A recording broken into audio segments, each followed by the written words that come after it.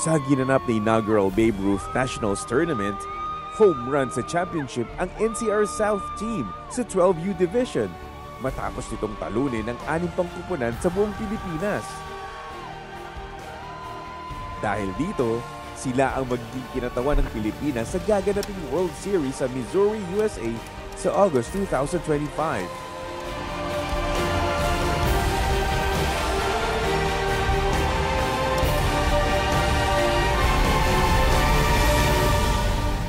Babe Ruth is one of the biggest tournaments in America, and this year they've brought it over to the Philippines. This is the first time that the Philippines is having contingency to send over to the United States to play in this prestigious tournament.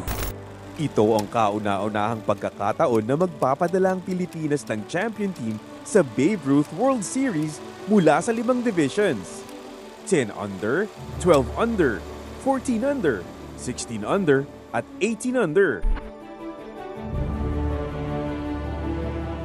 The team, when we put it together, we had one objective in mind. We wanted to win the tournament in order to give the boys an opportunity to travel and to see the United States. Hindi naging madali ang ginawang paghahanda ng NCR South team para makuha ang championship. Mga bata pa lang, pero determinado na silang iwagayway ang bandila ng Pilipinas sa buong mundo. Philippines! Adios! Ang training namin nag-i-start minsan ng 2 p.m. to 5. 3 hours kami nakababad sa araw. Kasi kung pupunta namin yung lugar, mas mainit doon sa Clark. So far, ang ganda naman at wala nang adjustment doon sa weather ng Clark, kaya nakuha din namin. Isa yun sa pinaka-mahalaga doon sa na-achieve namin yung goal namin, yung championship. Masaya po ako nung nag-champion po kami kasi ginawa po namin lahat ng laro po namin at in-all out po namin yung best namin. Excited, a little nervous, but mostly excited. I felt very happy and proud. I feel thankful and good at the same time because the teamwork that we implemented was really good. I thank God that He let us win.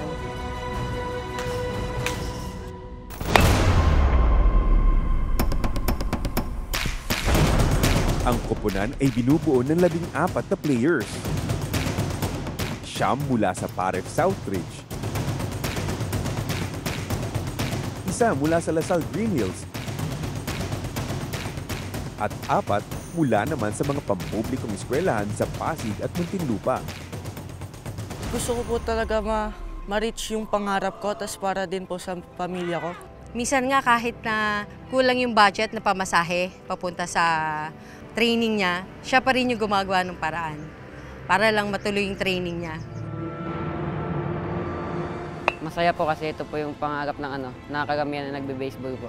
Masaya po ako kasi ginawa po namin lahat ng best namin, lalo yung mga teammate namin. Kahit may sakit na po kami sa katawan, tinutuloy pa po namin yung laro kahit walang sumusuko po. Mas marami siyang nakikilala, hindi lang dito sa Muntinlupa, iba-ibang lugar. Sa Bisaya, marami na rin nakakakilala sa kanya. Sa kabila nito, hindi magiging madali ang pagsali nila sa World Series dahil maraming hamon silang kinakaharap ngayon.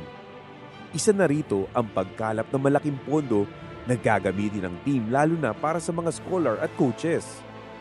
Kaya naman bukod sa matinding ensayo, puspusan din silang naghahanap ng suporta at mga sponsor para maging matagumpay ang kanilang World Series campaign. Definitely we will need your support. We need everybody's support. It's not just the team that we're supporting here, it's the opportunity of our kids to represent the country on a bigger stage. Pray for us for our trip to Missouri. Can we have your support, for your prayers and cheers? I hope that you can help us in our trip to the U.S. Please support and pray for us in the upcoming World Series in Missouri, USA. Please pray for our team so that we'll be able to win with, of course, the help of God. Please support and pray for us winning the World Series. To our future sponsors, we would like to thank you in advance for all your generosity, for the support that you're going to give these boys, because every little bit goes a long way in making their dreams a reality. Kaya magbayanihan tayo. para muling mailuklok sa world stage ang galing at husay ng mga kabataang Pinoy baseball athletes. Makakaasa ang buong Pilipinas na ibibigay ng buong team ang lahat ng kanilang makakaya laban sa higit na mas malalakas at matatangkad na players at kupunan ng Amerika at iba pang nasyon. Philippines! Admiral!